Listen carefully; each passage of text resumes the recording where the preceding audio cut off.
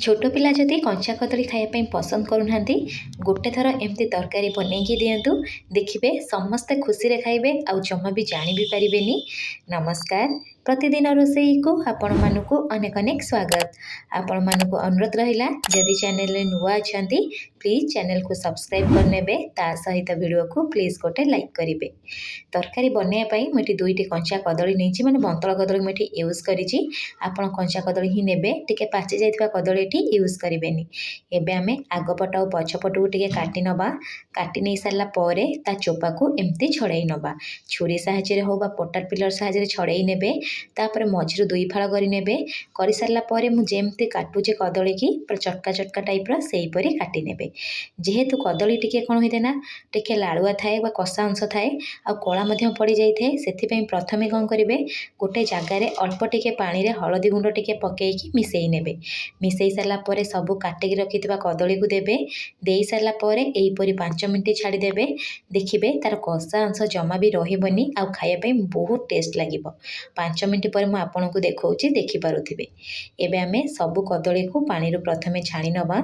छाणी नै सारला परे अल्प टिके जस्ट आ हळदी गुंड देबे। ता सहित स्वाद हिसाब रे लूण देबे। आ लूण देई सारला परे आको आमे प्रथमे टिके भलसे मिसेई नबा। आपण जदि चाहिबे को डीप फ्राई करि परिबे नहले नै अल्प टिके तेल देकी जेमती भाजंती ताको मध्य भाजी परिबे। ए भजा को आपण जदि चाहिबे एमती मध्य भात रे खाइ परिबे। एबे कोन करिबा गोटे पैन बसैबा। सेथिरे मु गोटे चामच तेल दे दउची। तेल जेतेबेले गरम हे जिवो आमे जो कदली की लूण और हळदी सहित गोळेकी रखिथिले कदली को देबे। एई परी अल्प अल्प देबे। देई सारला परे आको आपण कोन करे जिन सेका भजा करंती सेही परी मेटी कोन करे उल्टेइकरी ए लाइट ब्राउन कलर होबा जाय कदली को प्रथमे भलसे टिके भाजी नेबे। देखि पारुथिबे कदली रो कलर मध्य चेंज हे गलानी। ता सहित कदली मध्य पाखापाखि 80% सिझी जाइछि। एबे आमे सबु कदली को काढी नबा। काढी नै सारला परे एई प्रोसेस रे अलगा कदली को मध्य भाजी नबा। चलंतु गोटे स्पेशल मसला बनैबा। सेथि पई गोटे मिक्सिंग जार रे मु अल्प किछि रसुण ता सहित गोटे इंच अदा को चोपा छड़ेकी दे दउची। ता सहित एठी आमे यूज करिबा आधा चामच पोस्त। जदि आपन पाखे थिबो यूज करिवे टेस्ट भल आसीबो। आ जदि नथिबो ताला को स्किप करि परिबे। आधा चामच मु एठी यूज करूची जीरा। दुईटी सुखिला लंका दबा। ता सहित तरकारी रे भल बास्ना आसे पई अल्प किछि मिठी कंचा लंका दउची। आ जदि आपन चाहिबे एठी सुखला लंका स्किप करि परिबे जेतु अधिका राग हे जिवो। ता सहित गोटे टमाटो को एठी काटिकरी दबा। अल्प टिके पानी दे दबा। पानी दे सारला परे आको आमे कोन करबा ना चिकन से पेस्ट बनै आनिबा।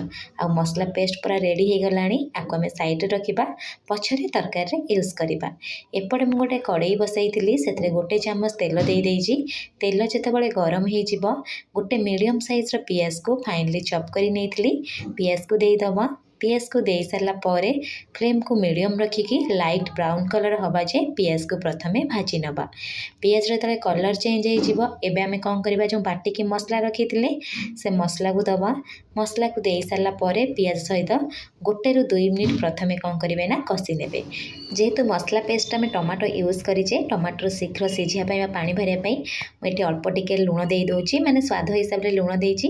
गोटे कथा ध्यान देबे जेतले में कदली रे हळदी लूण गोळेइथिले सेतले मध्ये लूण यूज करथिले सेही हिसाब रे देखि केठी लूण देबे। लूण देई सारला परे मिसेई नबा। लो टू मीडियम फ्लेम रे 2 रु 3 मिनिट छाडी दबा।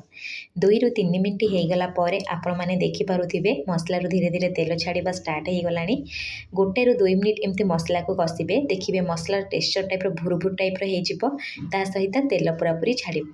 तापरे फ्लेम को लो रखिकी एठी आपण कोन करे ना सुखिला बेसिक मसला यूज करिवे जेमती लंका गुंड ता सहित हळदी गुंड अल्प टिके मु एठी दे दउची मीट मसला आ चटपटा फ्लेवर आसे पे आधा चामच मु चाट मसला यूज करिछि।